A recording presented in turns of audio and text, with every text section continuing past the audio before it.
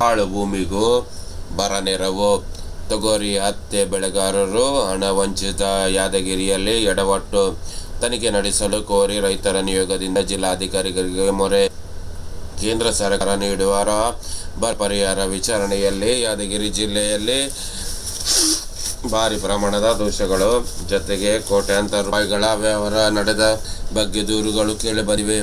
16 ವರ್ಷಗಳಿಂದ ಪಾಳು ಬಿದ್ದ ಜಮೀನು ಪರಿಹಾರ ಸಿಕ್ಕಿದೆ.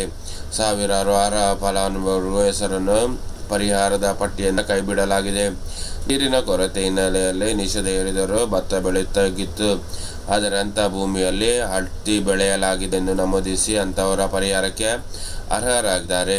ತೊಗರಿ ಹತ್ತಿ ಬೆಳೆದ ರೈತರ ಜಮೀನಿನಲ್ಲಿ ನಿಷೇಧಿತ ಭತ್ತ ಹಾಗೂ ಮೆಣಸಿನಕಾಯಿ ಬೆಳೆಸಲಾಗಿದೆ ಎಂದು ದಾಖಲೆಗಳಲ್ಲಿ ಸಾಧಿಸಿ ಪರಿಹಾರ ನೀಡುವುದು ಕೂಡ ಕಂಡು ಬಂದಿದೆ. ರಾಜ್ಯ ಸಣ್ಣ ಕೈಗಾರಿಕೆ ಇಲಾಖೆ ಹಾಗೂ ಯಾದಗಿರಿ ಜಿಲ್ಲಾ ಉಸ್ತುವಾರಿ ಸಚಿವ ಶರಣಬಸಪ್ಪ ಅವರ ತವರು ಕ್ಷೇತ್ರದಲ್ಲಿ ಇಂತಹ ಲೋಪಗಳು ನಡೆದಿವೆ ಎಂಬ ಬಲವಾದ ಆರೋಪಗಳು ಕೇಳಿಬರುತ್ತಿವೆ. ಇದಕ್ಕೆ ಪೂರ ಎನ್ನುತ್ತಿದ್ದಂತೆ ಮದರಕಿ ಗ್ರಾಮವೊಂದರಲ್ಲಿ 100ಕ್ಕೂ ಗೋಲ್ಡನ್ ಪ್ರಕರಣಗಳು ಮೇಲ್ನೋಟಕ್ಕೆ ಕಂಡು ಬಂದಿದೆ. ಇಲ್ಲಿ ಪರಿಹಾರಕ್ಕಾಗಿ ಸಮೀಕ್ಷೆ ಮಾಡಲಾಗಿರುವ 2606 ಜಮೀನುಗಳಲ್ಲಿ 599 ರೈತರಿಗೆ ಪರಿಹಾರ ನೀಡಲಾಗಿದೆ. ಹೀಗಾಗಿ ನೈಜ ಬೆಳೆಗಾರರಿಗೆ ಬರ ಪರಿಹಾರ ಸಿಕ್ಕಿಲ್ಲ ಎಂದು ರೈತರಿಂದ ದೂರು. ತೊಗರಿ ಹತ್ತಿ ಬೆಳೆದ ರೈತರು ಭತ್ತ ಬೆಳೆದಿದ್ದಾರೆಂದು ತೋರಿಸಲಾಗಿದೆ.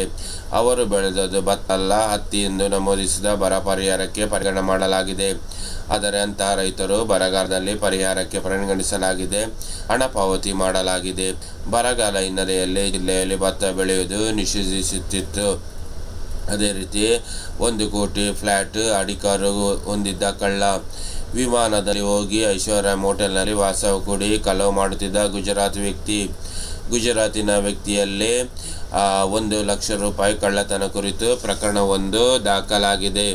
ಅದೇ ರೀತಿ ಅವನ ಪೊಲೀಸ್ ಸಿಬ್ಬಂದಿ ರೋಹಿತ್ ಕಾನ್ಬಾಯಿ ಸೋಲಕ್ಕಿ ಎಂಬ ಯುವಕನನ್ನು ಬಂಧಿಸಿದರು.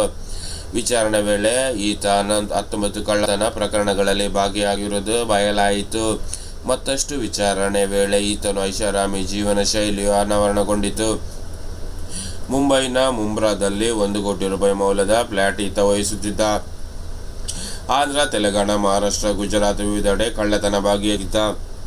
ಮುಸ್ಲಿಂ ಮಹಿಳೆಯನ್ನು ವಿವಾಹವಾಗಿ ಅರ್ಹನೆಂದು ಹೆಸರು ಕೂಡ ಬದಲಾಯಿಸಿದ್ದ. ಗುಜರಾತ್ ಪೊಲೀಸರು ಇತ್ತೀಚೆಗೆ ದರೋಡೆ ಪ್ರಕರಣ ಸಂಬಂಧಿಸಿದಂತೆ ವ್ಯಕ್ತಿಯೊಬ್ಬನನ್ನು ಬಂಧಿಸಿದ್ದಾರೆ. ಪೊಲೀಸರು ಬಂಧಿಸುತ್ತಿರುವ ವ್ಯಕ್ತಿ ಹಿನ್ನೆಲೆ ಎಲ್ಲರೂ ಅವರುವಂತಿದೆ. ಏಕೆಂದರೆ ಕಳ್ಳತನ ಮಾಡುತ್ತಿದ್ದ ಈತ ವಾಸಕ್ಕೆ 1 ಕೋಟಿ ರೂಪಾಯಿ ಮೌಲ್ಯದ ಹೊಂದಿದ್ದ.